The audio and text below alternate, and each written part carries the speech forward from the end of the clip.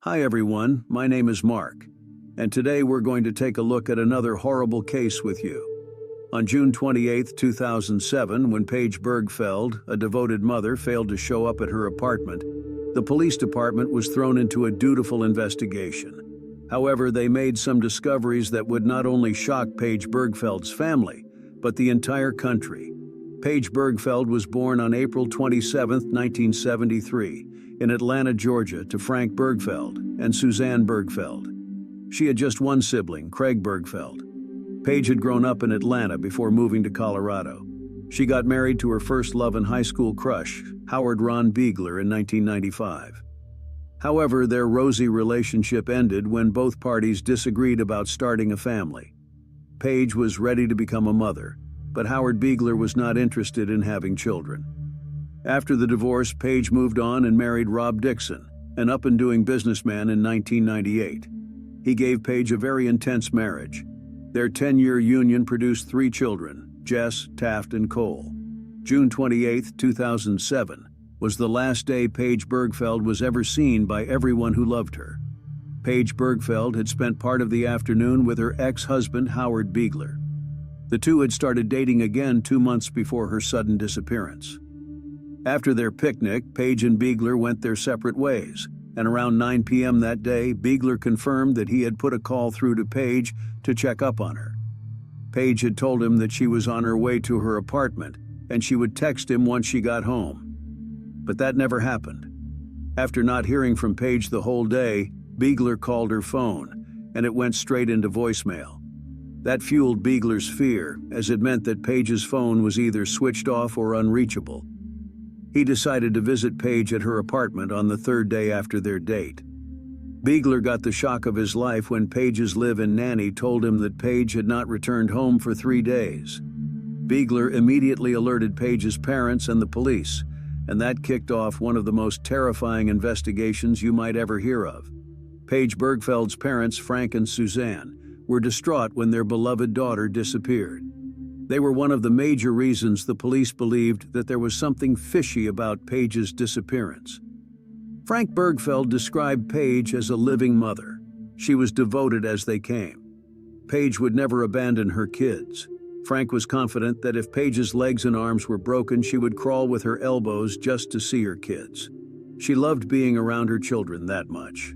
Everyone close to Paige Birgfeld knew that her children were her biggest priority. Craig Birgfeld, Paige's brother, a plastic surgeon who specializes in facial reconstruction of children, left his home in Seattle to stay with Paige's kids in Grand Junction, Colorado. He and his wife, Claire, knew that the most important thing to Paige was her children, and their safety and well-being had to come first. Seeing that Paige was a doting mother, the police were convinced that she had not just abandoned her kids and skipped town. Something was keeping Paige away from her kids, and they kicked off investigations to dig it out. Mesa County Sheriff Matt Hilke started looking into the case. As one would expect when a person goes missing, the closest people to him or her, and the last people to see the victim, are usually the first set of people to be investigated. So, Howard Biegler was invited by the police. Biegler was the last person to see Paige before she disappeared. But could he have harmed Paige? In an interview, Paige's father confirmed that Ron Biegler was Paige's biggest love. Paige and Ron had been madly in love with each other since high school. They had found one another again after their separation over 10 years ago, and he was sure that Biegler would never harm his daughter. The investigation led to a much deeper discovery: Paige's love life. Paige had another man in her life, one that raised a lot of concern. Paige Birgfeld remarried in 1998. She met Rob Dixon in 1997. He had a jolly personality at that time, and so Siege easily fell for him. Her father described their brief relationship before Mary Gay as a whirlwind. Rob Dixon was doing very well in his business and had a good amount of wheels. However, after their marriage, Rob Dixon became reckless. He had extravagant taste and had an eye for bad investments. He invested millions of dollars in bad investments. A good few years later, he had lost almost everything. Paige made an effort in helping with their finances by starting a small preschool dance she named Brain Dance. She also started selling kitchen appliances at home for a company called The Pampered Chef. But Rob was spending money faster than Paige was making it. This brought tension into their marriage. Frank Birgfeld shared how Rob's personality was unpredictable. He saw him as a good rib and has Rob. Sometimes he could be cheerful, friendly, and bubbly. But there were times he was mean, condescending, irritable, and short-tempered. During times like that, it was always hard being around him. He described being around bad Rob as walking on eggshells. This revelation made Rob Dixon even more important in the police's investigation. Before Paige divorced Rob Dixon, she had reported a case of threat to the police. At the end of October 2004, Paige called 911 to report her husband. She claimed that she was having a fight with Rob, and then he asked the kids to stay with him. He then promised her that she would return to find that he had murdered the children. By the time the police and the local media arrived at the Dixon apartment, the issue had been sorted, so no charges were filed. However, a year later, Paige Birgfeld reported another disturbing incident to 911. She and Rob fought, and he pushed her to the ground while she was carrying their baby, and still went ahead to punch her in the stomach. The police arrested Rob this time, but he was released after he completed a course in anger management. The Mesa County Sheriff's Office questioned Rob Dixon. Rob Dixon claimed that he was in Philadelphia on the day Paige Birgfeld disappeared. After their divorce, Rob moved to Philadelphia. However, as much as Rob's personality and biography with Paige was gruesome, he had been 2,000 miles away from Grand Junction on the day she disappeared. After the police interview with Rob, they refused to release details of the interview to the public. Paige's father, Frank Birgfeld, upon finding out that Rob Dixon had a solid alibi, concluded that even men with the most monstrous personalities could not commit murder while they were 2,000 miles away. Although despite no longer being a suspect, Rob Dixon still remained a cause of concern to the Birgfeld family. 3 months before her disappearance, Paige had posted disturbing contents about Rob on an online message board. She had shared how her children would ask her if their father was going to kill her. She confessed in the post that she could imagine her kids thinking of what life would be like if she actually died. Now, since both Paige's ex-husbands had very powerful alibis, the police had to look for a new suspect. But every person who was close to Paige Birgfeld was in the clear. So who then could have been responsible for her disappearance? This led the police to uncovering a very shocking truth about Paige Birgfeld herself. Paige Birgfeld, to her family and friends, was a devoted mother, hard-wearing woman, and a very bubbly soul. Her father, in an interview with her, shared how Paige loved to bring the family together. It was one of her favorite things to do. She was always very happy whenever her family was together.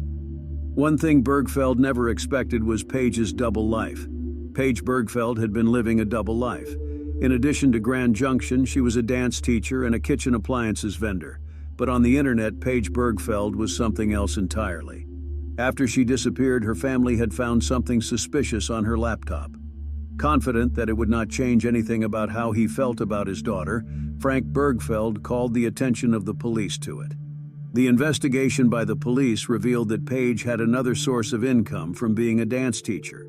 Paige was an expensive escort. She was known as Carrie. On provocative internet ads, she hinted that customers could get extra services like nude massages and topless. The Birgfeld family was shocked by their daughter's double life.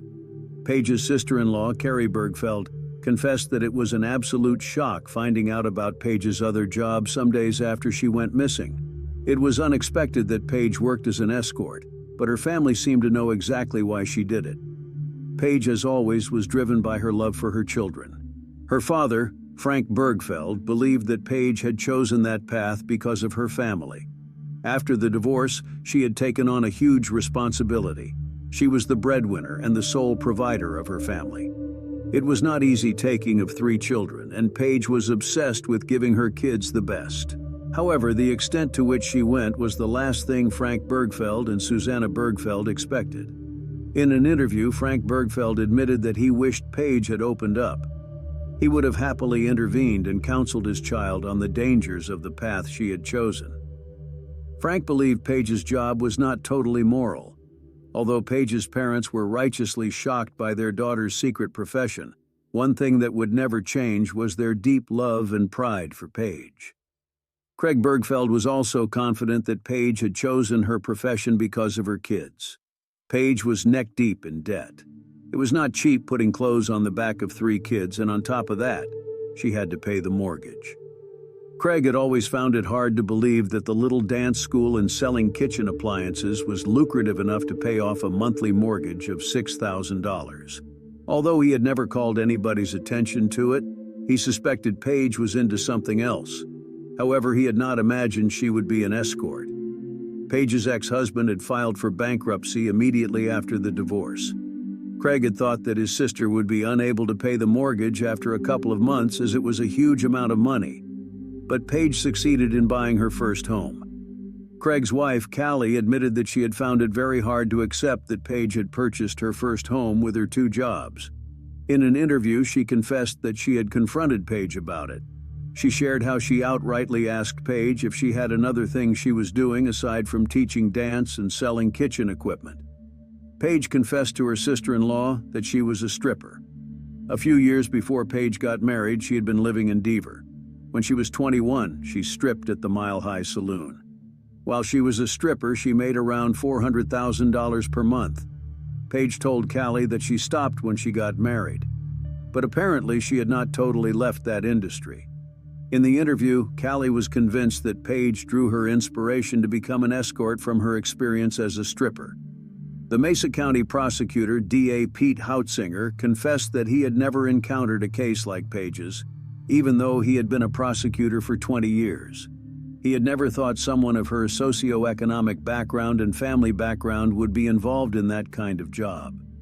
Hautzinger admitted that Paige Birgfeld looked exactly like what a responsible and doting mother should be, so it was a huge shock that she lived a double life. Paige's double life set a deeper investigation on motion. Paige's parents knew that the new discovery was going to be very instrumental in finding out what truly happened to Paige. However, as much as the Birgfeld family wanted a form of closure, they were not sure if they really wanted to know the truth. Craig Birgfeld had shared his fear after a concerned Grand Junction resident, Connie Flucky, organized a search team to find Paige Birgfeld. Flucky had made up her mind to cover Mesa County and fish out Paige. Mesa County Sheriff confessed that Mesa County was a very big place, stretching it over 5,000 miles with a lot of canyons and woods. There were tons of places to hide a person. However, Connie Flucky was determined. She came up with a strategy to divide and conquer. Each day, she divided the county into manageable, searchable units that can be covert by walking. Flucky had been very helpful to the case. The Birgfeld family admitted that her efforts brought a ray of hope to their minds. Flucky explained in an interview that she was thrilled by the support she got from the people. On the day the search kicked off, she arrived at the venue at 6:15 to set up, and people started arriving by 6:30. They were literally jumping all over her, asking her to assign them to search groups. The efforts of Flucky's search team were promising. However, the success it could bring scared the Birgfeld family. Craig Birgfeld confessed that he was not ready to find out what had happened to his sister. It was not easy for him to hold on to the thought that she was still alive, but the police had an inclination that Paige Birgfeld was never coming back. The reason? They had not figured out yet, but they knew it had something to do with Paige's secret job. The Chief District Attorney, Dan Rubenstein, the new prosecutor in charge of Paige Birgfeld's case, found a suspect, Lester Ralph Jones, a middle-aged customer of Paige's escort services. Dan Rubenstein was convinced that Ralph Jones had a hand in the disappearance of Paige Birgfeld, but his hands were tied. The district attorney could not prove anything without Paige's body. The investigation began to drag over an awfully long period of time. This became a source of concern for Frank Birgfeld. A concerned father that he was, he believed that the police were deliberately stalling the investigation, and they did not want to find his daughter's killer. It was a welcome development for both the police department and the Birgfeld family when a hiker found the remains of a body in 2012. It was a relief for the district attorney, Dan Rubenstein, when the hiker found Paige's body, as he was already under so much pressure. The Birgfeld family was already so frustrated. However, although the news that Dan Rubenstein had to break to Paige's family was absolutely heartbreaking, it was a blessing. After the hiker found the body, the police department was not sure it was Paige's, but after carrying out necessary tests, the teeth and jaw matched Paige. However, it was shocking that Paige's body had been at the spot the hiker found it. That area was covered during the search organized by Connie Fluke, but no one found Paige's body. The investigation began to drag over an awfully long period of time. This became a source of concern for Frank Birgfeld. A concerned father that he was, he believed that the police were deliberately stalling the investigation, and they did not want to find his daughter's killer. It was a welcome development for both the police department and the Birgfeld family when a hiker found the remains of a body in 2012. It was a relief for the district attorney, Dan Rubenstein, when the hiker found Paige's body, as he was already under so much pressure. The Birgfeld family was already so frustrated, however, although the news that Dan Rubenstein had to break to Paige's family was absolutely heartbreaking. It was a blessing. After the hiker found the body, the police department was not sure it was Paige's, but after carrying out necessary tests, the teeth and jaw matched Paige. However, it was shocking that Paige's body had been at the spot the hiker found it. That area was covered during the search, organized by Connie Fluke, but no one found Paige's body. The investigators figured that the murderer must have buried Paige inside a grave deep enough for the search party to miss. Don Rubenstein was happy that he had enough evidence to bring Lester Ralph Jones in. The police could not tell exactly how Paige Birgfeld had died, but they were sure that it was violent. Paige had a fracture in her jaw. The investigators believed that her assailant must have beaten her up. Also, there were remains of duct tape around the corners of her mouth. Paige's jaw fractured shortly before she passed away.